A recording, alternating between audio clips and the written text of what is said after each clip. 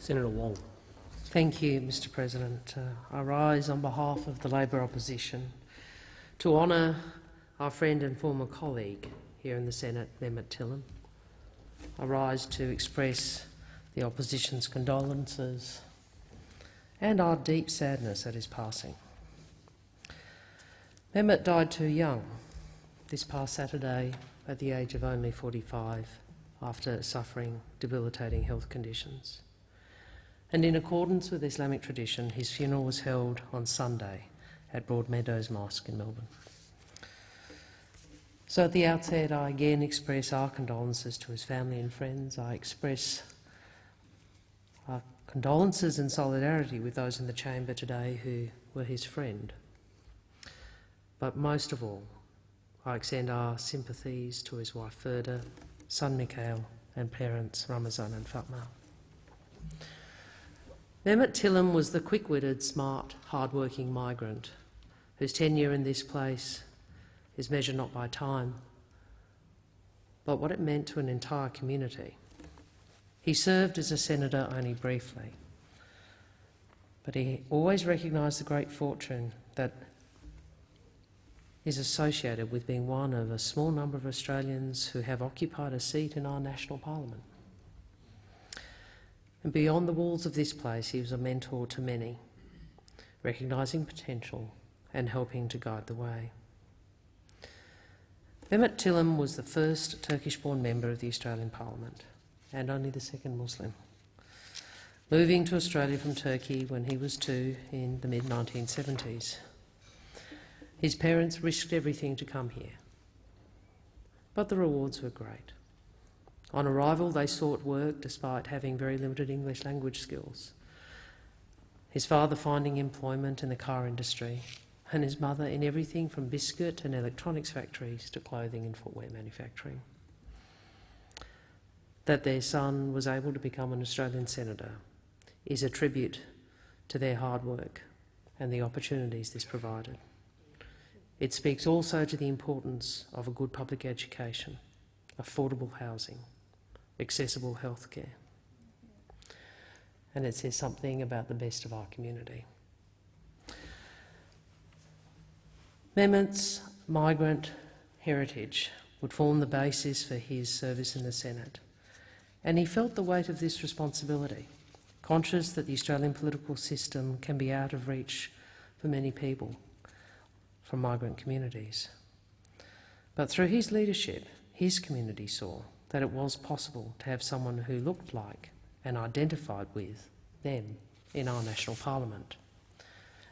It also showed many that they could too aspire to public office themselves. His cultural identity was an indelible part of who he was, although he was not solely defined by it. And in many ways he represents the broader story that so many migrants identify with, the power of education as a foundation of opportunity. Mehmet was inspired to join the Australian Labor Party at the age of 19 by the leadership of Bob Hawke and Paul Keating. And just as he would be, in time, a mentor to others, he too was fortunate to benefit from the guidance and influence of significant individuals within the party. I note our former colleague Stephen Conroy was one of those, and Mehmet worked with him for some time. Mehmet identified that they would be friends for a long time, perhaps because he knew too much about Stephen Conroy. It was through the ALP that Mehmet found his identification with the tenets that were moulded through his upbringing. In his first speech he proclaimed, "My values are Labor values. Fairness, equality, solidarity, and an economy and a parliament that serve the people." He was proud of the role he played within the party and even prouder to represent it in the Senate. Mehmet Tillem was chosen by the Parliament of Victoria in August 2013 to fill the vacancy created when David Feeney resigned to contest the division of Batman at the forthcoming election. Unfortunately, in a difficult election, he was not subsequently returned from third place in the Senate ticket, so as a consequence his service in this place was short. But the value of his contribution shouldn't be equated with the length of his tenure. He was a diligent and dedicated senator, and he humbly recognised the opportunity he had and set about applying himself to the job ahead. And he summarised the honour he felt in taking his place in the Senate in the opening paragraph of his first speech, which my colleague Senator Cormann has also quoted, in which he recalled an encounter with Senators Stirl and Gallagher, in which they asked him why he smiled, and in response he said, "I smile because it gives me great joy to be in this place representing the great state of Victoria. It is an honour and a privilege." It is an honour and a privilege.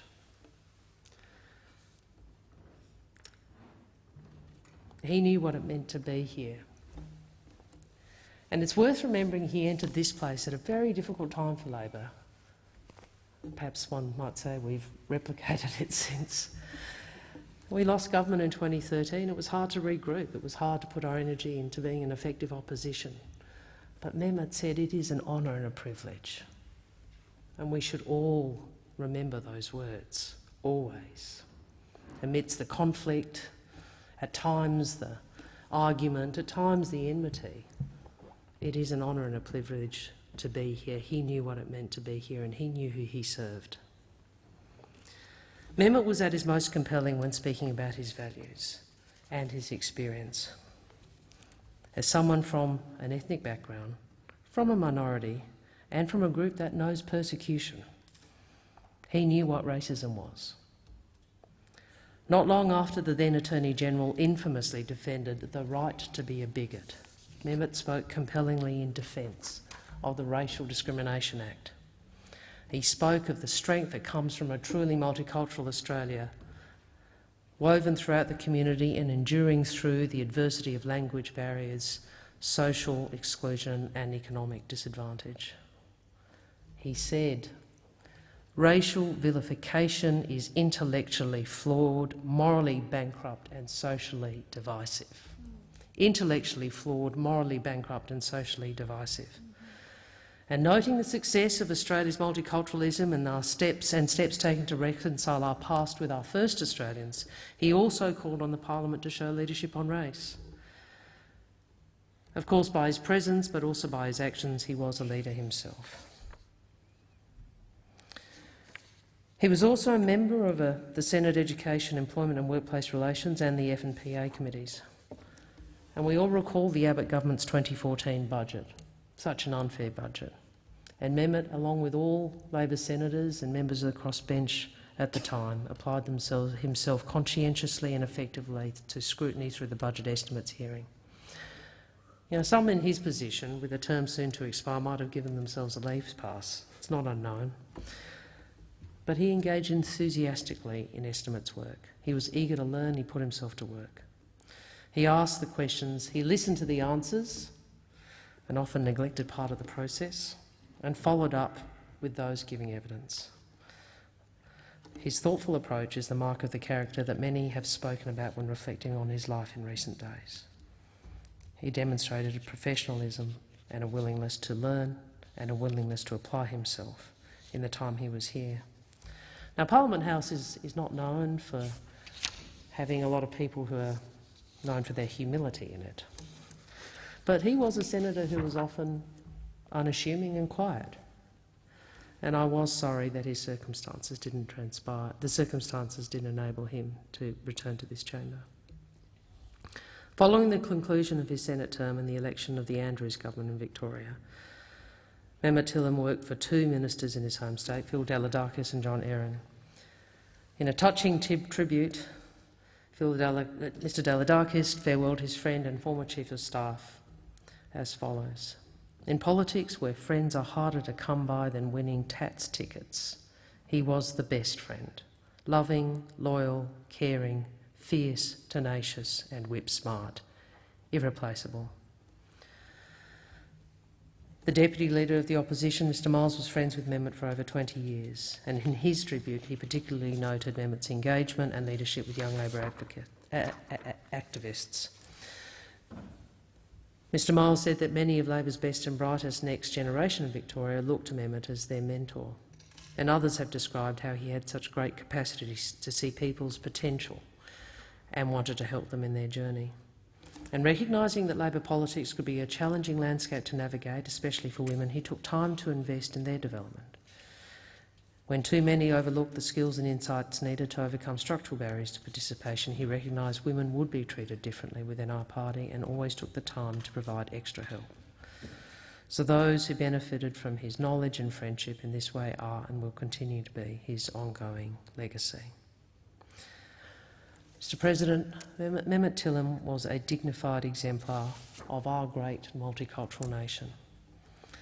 He loved Victoria, the Tigers and politics.